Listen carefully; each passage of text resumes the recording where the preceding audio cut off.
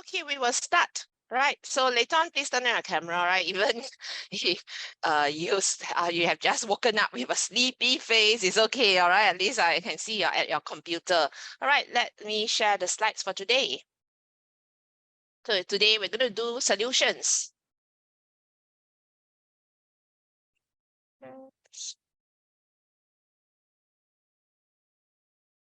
Okay, good. All right. Let me double check that no one is in the waiting room. Okay, and I see everyone's chat. So as usual, if you have any questions, if you don't understand, feel free to type into the chat. Don't worry, all right? Even if you don't understand, just bravely say, I don't understand. It is okay not to understand. It is okay to give the wrong answer. All right. It is not okay not to respond. So please respond in the chat. All right, let's start. Now, which of the following, now, but maybe before we start, now, this word solutions, let's just do a quick recap of the solutions. Now, solution, how do you get a solution? Something must dissolve in something, right? So what are the two main words? What dissolves in what? Can you all type into the chat? There are two keywords to know the S word, the two S word. So what dissolves in what? All right, so we are saying what dissolves in what?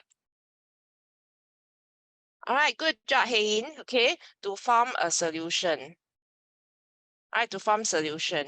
So over here is all the S word. So your solute and then solvent. Now, if you find it hard to remember, it got mixed up, right? Some students were telling me, oh, it should be solvent dissolved in solute. Now, if you find it hard to remember, maybe this might help you. So you think of the letter. If you look at alphabetical order, this is SOL. The three letters is all SUN. Then this is U. This is V, right? Okay. So if you sing your ABC song, you'll notice that O, P, Q, R, S, T, U, and then V. So U comes first before V. All right, so if it helps you, solute is a U, solvent is a V. So U dissolves in V, solute dissolves in solvent to form a solution. All right, can you give me one example of a solution in everyday life? Anyone? Type into the chat. Give me an example of a solution. Now, water is not a solution. Water is nothing mixed with. If it's just pure water, it is just H2O, right? Okay, so it is really just water alone. Nothing is dissolved inside water. Okay, some of you wrote Milo, all right? So what is dissolved in the Milo, all right, is actually sugar, right? And even the Milo powder are dissolved inside your water. Okay, LeBron, good. You say salt water. All right, so basically we have salt, all right, dissolves in water. Okay, that is my favorite. If I have a sore throat, I don't know whether you all have this experience. If you're having a sore throat, I don't really see a doctor. I just add some salt to water and then I gargle with it. All right, to form salt solution. So it's known as a salt solution. So inside this word salt solution, it means it is salt that has dissolved in water. Right? Then instead of dissolving salt, I can dissolve sugar. So sugar dissolved in water to form what? Okay, sugar dissolves in water to form sugar solution. All right, so please know the meaning solution must have something dissolved in something. So water is not a solution. Okay, water is a solvent. Okay, water is not a solution. Right? So take note of that. Okay. Now, what is the opposite word of suspension? Anyone can tell me, type into the chat, what is the opposite word of suspension? So let me write versus suspension. No one has given me this word. I've given you the answer, suspension. So what is the meaning of suspension?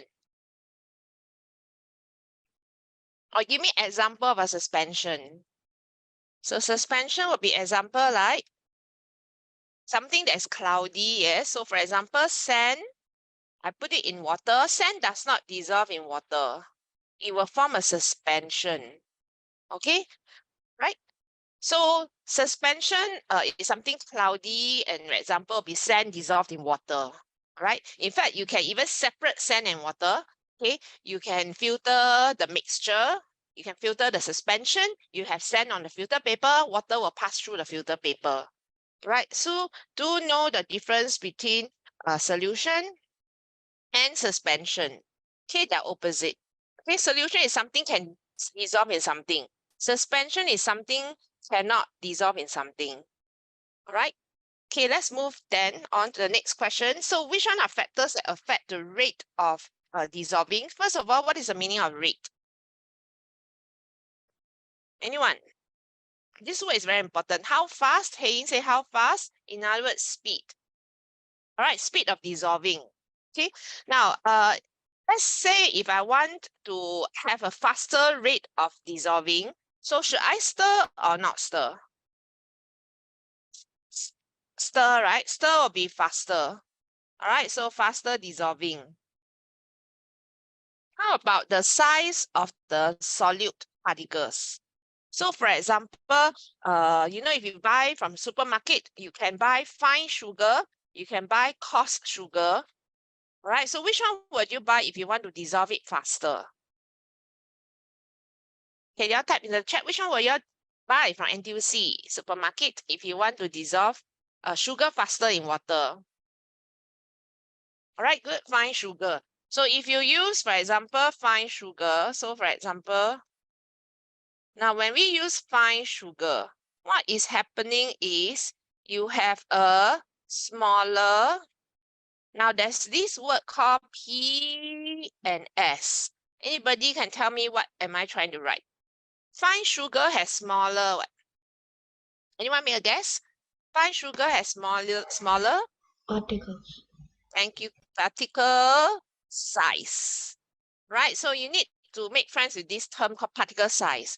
All right, so fine sugar is very fine, right? So it has smaller particle size, and therefore, why is it that it will be faster dissolving? Anybody knows what is the reason? How come when I buy fine sugar, it will dissolve faster? Why is it that smaller particle size will dissolve faster?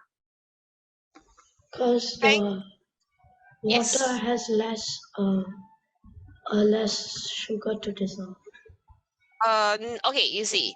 Let's say I have coarse sugar, fine sugar. I dissolve 20 gram of fine sugar. I dissolve 20 gram of coarse sugar. The amount of sugar is the same. So I'm trying to dissolve 20 gram of fine sugar in water. And then in another beaker, I'm trying to dissolve 20 gram of coarse sugar in water in the same amount of water. Right, let me admit one more. So what just now, whoever shared, thank you very much for sharing. That was very good sharing. Just that you were explaining to me, oh, because the water is trying to dissolve less sugar. It is not true. It's actually the same amount of sugar dissolved. Okay, just let me take attendance for Hi Aldia. All right. So it is the same amount of sugar. You're trying to dissolve the same amount of same mass of sugar, 20 gram of fine sugar versus 20 gram of coarse sugar. All right. So you cannot answer to say, oh, smaller particle size. So the water, it'll be faster for water to dissolve less sugar. Then wrong. Yeah, I'm not dissolving less sugar. I'm dissolving the same amount. All right. I'm dissolving the same amount of sugar, same mass of sugar. All right, but it's always very good when any one of us makes any mistake during tutorial. That's how we learn from each other. I'm very sure you're not the only one who has this misconception. All right, so in fact, we will thank you for making a mistake so that all of us can learn together. All right, so please respond. All right, then we learn more together. So actually, somebody wrote down, LeBron said ESA. There's this concept called ESA that you have learned in primary school. PSLE question, a lot of questions you must talk about ESA, but you cannot use short form ESA. What does it stand for? LeBron already got the answer. The rest, do you know what is ESA? It stands for, do you remember from PSLE? Haynes cannot remember, no problem. The rest, I really appreciate all the response. So at least I know who. Oh, Haynes say never learn ESA. Well, that's interesting because PSLE, you must have this term. All right, no worries, Haynes. The rest, I really appreciate all the responses in the chat. All right, so even if you type, I don't understand, I don't know, I'm not sure, I don't understand, I still appreciate all these responses. All right, so I know what's going on and I can help you better. The rest, what is ESA? Okay, Bernie, do you know what is ESA? Or Eldia? Vidu say never learn. Bernie also I don't know. You see, that's how I know how much of how many percent of the class know, so I can tailor the lesson better. All right, so exposed. So today you learn you need it for primary school science and you need it for secondary school science. All right, exposed surface area. All right, I learned it as a student. I learned it by ESA, but don't use short form for exam. Okay, so if I have a smaller particle size, can you tell me here is smaller ESA or bigger ESA? Can you type into the chat? If I have smaller particle size, all right, thank you, Hein. The rest, what is in this blank? So it will be Smaller exposure. I mean larger. larger. Okay, good. Hein, good, LeBron. Okay, larger exposed surface area. All right, so if you find this hard to understand, how come opposite smaller particle size and larger exposed surface area? It is basically like if you have a large cube. My drawing is quite bad. Let me draw it better. Then if I chop it down into smaller cubes, then there'll be many more smaller cubes, right?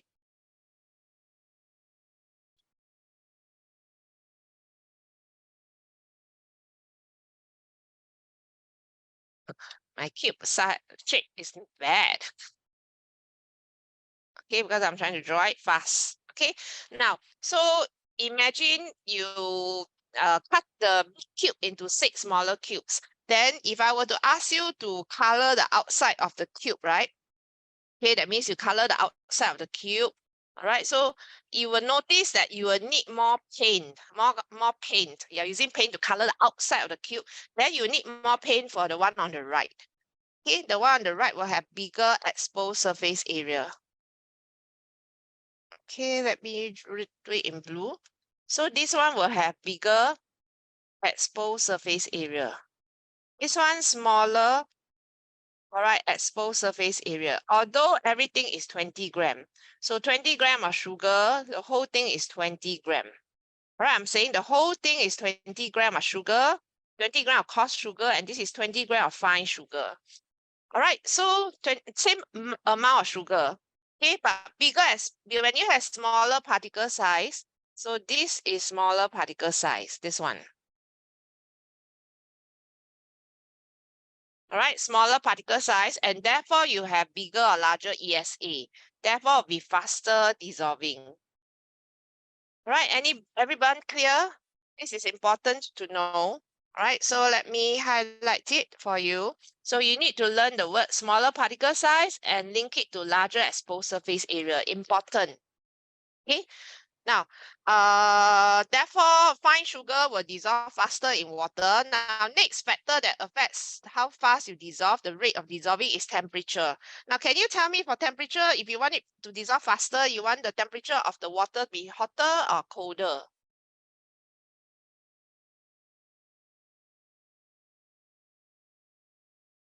Okay, good. Eldia, I'm trying to understand your question.